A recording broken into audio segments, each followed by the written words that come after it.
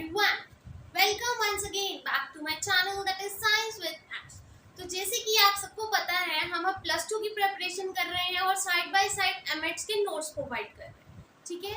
तो उसके साथ जैसे आपको पता है कि आपके बोर्ड एग्जाम्स आने वाले हैं प्लस टू क्लास के लिए, राइट। तो आपको बहुत सारी तैयारी करनी होगी, आपकी दो बुक्स होती हैं और आपको वो भी कवर करना है। बट कई बार क्या हो जाता है कि बहुत ज़्यादा डिफिकल्ट हो जाता है ये सारा करना एक बार। जैसे कि एग्जाम आता है, जब आपके जैसे फर्स्ट टर्म के होते हैं या मंथली टेस्ट होते हैं, उसमें तो आपको 2 से 3 चैप्टर आते हैं जो आपको करना पड़ता है, तो वो तो इजीली हो जाते हैं। बट आपको जब सारा करना पड़ता है तो आपके लिए थोड़ा सा डिफिकल्ट हो जाता है, राइट। तो आज मैं क्या करूँगी, आपके लिए एक वीडियो लेकर आई हूँ जिसमें सारे जितने भी, चाहे वो सीबीएसई के बच्चे हों चाहे वो पंजाब बोर्ड के बच्चे, उसमें क्या है सारे के सारे टॉपिक्स लिखे हैं मैंने विद चैप्टर्स, और उस चैप्टर्स में कितने मार्क्स का पेपर आएगा वो भी। तो उसमें आपको पता लग जाएगा कि आपको कौन से टॉपिक करके जाने हैं। मैं ये नहीं कहती कि सिर्फ आप वही टॉपिक करो जो मैं आपको बताऊंगी, नो, बट वो टॉपिक बिल्कुल नहीं छोड़ के जाने हैं। बाकी कुछ करो या ना करो that depends on you, right. अच्छे मार्क्स लेने हैं तो करना ही पड़ेगा। तो इसके लिए जो मैं बताऊंगी मतलब उसको अच्छे से कर लेना, बस उसको छोड़ के मत जाना। बाकी अपनी एक्स्ट्रा रिविजन जो आपने करनी है वो तो आप करोगे, ठीक है। ऐसे नहीं कि हाँ अगर मैंने बोला सिर्फ यही टॉपिक आएंगे तो यही टॉपिक करने हैं, नहीं। बीइंग अ टीचर मतलब मैं भी एक टीचर हूँ, तो उस पॉइंट ऑफ व्यू से मैं आपको बताना चाहूँगी कि जो बोर्ड क्लासेस होती हैं उसमें सिर्फ बहुत ही चूजेबल क्वेश्चन आते हैं और वही क्वेश्चंस बार बार रिपीट होते आते हैं, क्योंकि उसमें कई टॉपिक्स ऐसे हैं जो बहुत ज़्यादा मीनिंगलेस, बिल्कुल ही सेंस नहीं बनती और बच्चे पढ़ते रहते टाइम वेस्ट होता है और कुछ नहीं। तो बस ये टॉपिक्स वो हैं जो मैं लेकर आई हूँ, सिर्फ वही जो पुराने पेपर में रिपीट हो चुके हैं, मोस्टली पेपर में आ चुके हैं और हर बार क्वेश्चन आते हैं, चाहे वो पंजाब बोर्ड हो चाहे वो सीबीएसई बोर्ड हो। तो लेट्स स्टार्ट, देखते हैं अभी कौन कौन से टॉपिक है और वो कैसे आए हैं। और आपकी एक्सरसाइजेस में से जो जो क्वेश्चन आए हैं मैं वो भी लेके आई हूँ। इन टेक्स्ट में से जो क्वेश्चन आए हैं वो भी मैंने क्वेश्चन लिख दिए हैं कौन कौन से है, आप उसको मार्क कर लो साइड बाय साइड या उसकी रिविजन स्टार्ट कर दो चैप्टर वाइज, ठीक है। So let's start. तो हमारा पहला चैप्टर कौन सा है, सॉल्यूशंस।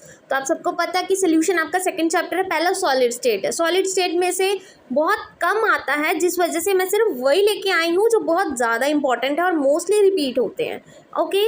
सो सॉल्यूशंस में से 7 मार्क्स का आपको पेपर आता है, ये आप पहले क्लियर कर लो कि सॉल्यूशन में से बहुत ज़्यादा पेपर आता है और वो भी न्यूमेरिकल पार्ट ही होता है मोस्टली। तो टॉपिक देखते हैं। पहला आता है मोल फ्रैक्शन, करोगे आप अच्छे से, molality, molarity, Henry law, Rawls law, colligative properties and went of factor.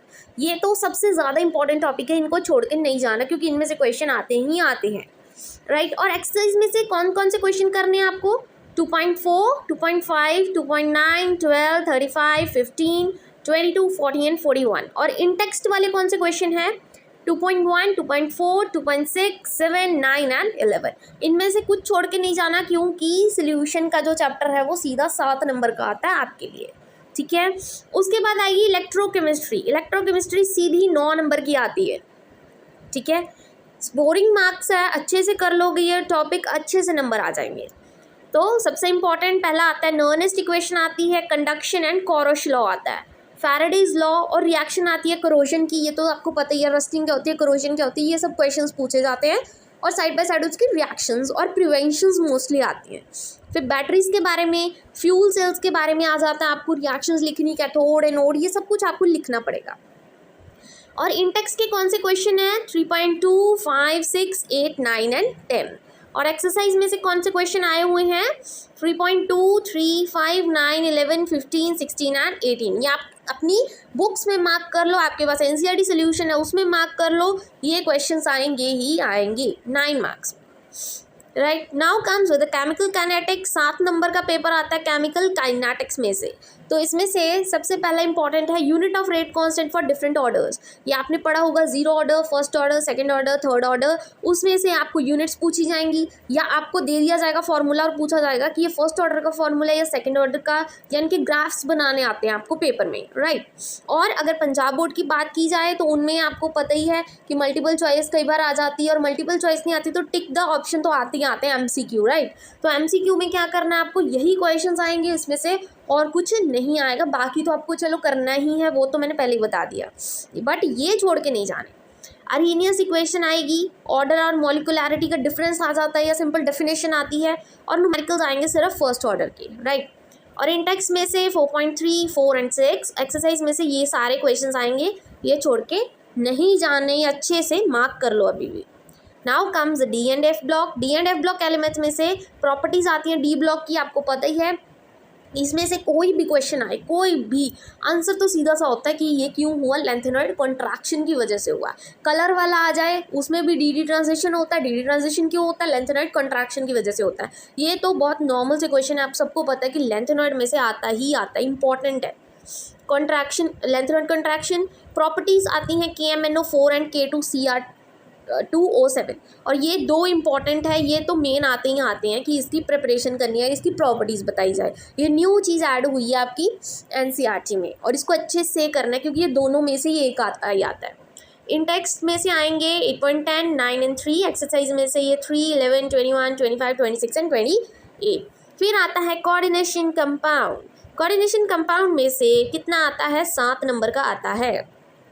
बिठा लो दिमाग में, अच्छे से कर लेना। कोऑर्डिनेशन सबसे ईजीएस्ट चैप्टर है ये।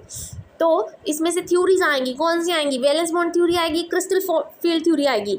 ये थ्योरीज ये मैंने बहुत अच्छे से रिवाइज करवाएंगे, आप मेरे प्रीवियस वीडियो जाके चेक कर सकते हो। कोऑर्डिनेशन कंपाउंड की मैंने 2 वीडियोज़ बनाई हैं और दोनों में ही मैंने ये समझाया है। और वर्नर थ्योरी भी आएगी, इसके तो जो 3 से 4 पॉइंट्स है वो आप करोगे। नॉमेनक्लेचर आएंगे, ये आपको पता है। लिगेंड्स तो आते ही आते हैं, नॉमेनक्लेचर तो इतनी अच्छे से कर जाओ, ये तो स्कोरिंग मार्क्स है। आइसोमेरिज्म आता है, जैसे ज्योमेट्रिकल और ऑप्टिकल आइसोमेरिज्म मिरर वाले होते हैं जो, वो तो आपको आते ही हैं। डेक्स्ट्रो, लीवो, ये सब चीज़ें। इंटेक्स में से ये सारे क्वेश्चंस हैं, मार्क कर लो, और एक्सरसाइज में से ये सारे। Now comes with the haloalkanes and the haloarenes. Haloalkanes और हेलोअरीन्स आपको पता ही है, ये सारा ऑर्गेनिक है।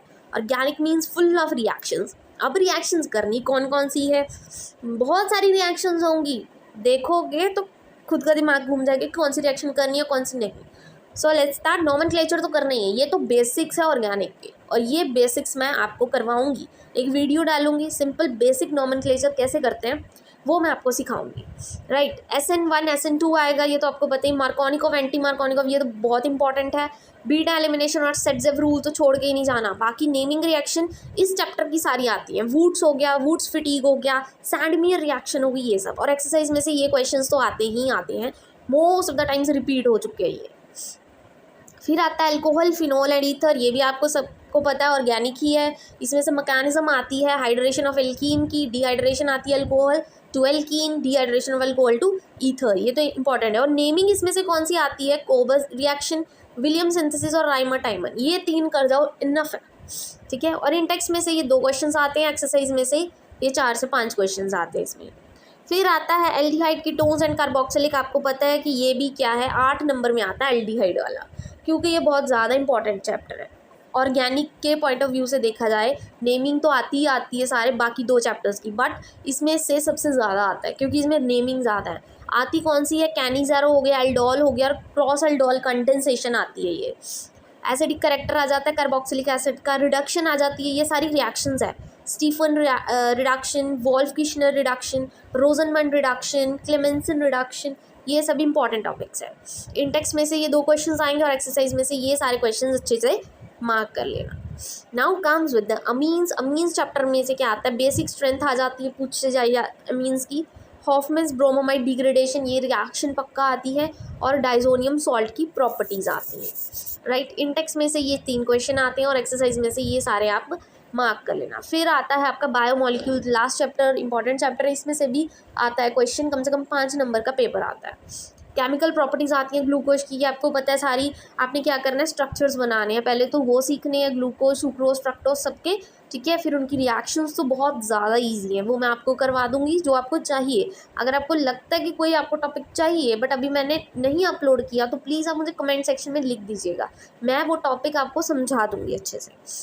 डीनेचुरेशन ऑफ प्रोटीन्स हो गया, फाइब्रस प्रोटीन्स और ग्लोबुलर, ये तो आते ही आता है। इसमें डिफरेंस आ जाता है, कभी डेफिनेशन आ जाती है, कभी रिएक्शन आ जाती है, कुछ भी आएगा बट आएगा ज़रूर ये। डीएनए आरएनए तो बहुत इंपॉर्टेंट है, इसमें से क्वेश्चन कभी छूटता ही नहीं है। इंटेक्स में से सिर्फ ये आएगा और एक्सरसाइज में से ये सारे क्वेश्चंस आएंगे, और इनको अच्छे से कर लेना पेपर के लिए, तो छोड़ के मत जाना, क्योंकि अगर छोड़ के गए तो बहुत ज़्यादा लॉस हो जाएगा आपका इससे। I hope today's video is useful for you. Thank you very much and please don't forget to like and subscribe my channel. और अगर फिर भी आपको कोई टॉपिक नहीं समझ आ रहा तो प्लीज़ आप मुझे कमेंट सेक्शन में लिख के बता दो, मैं आपको वो टॉपिक एक्सप्लेन कर दूँगी। Thank you very much.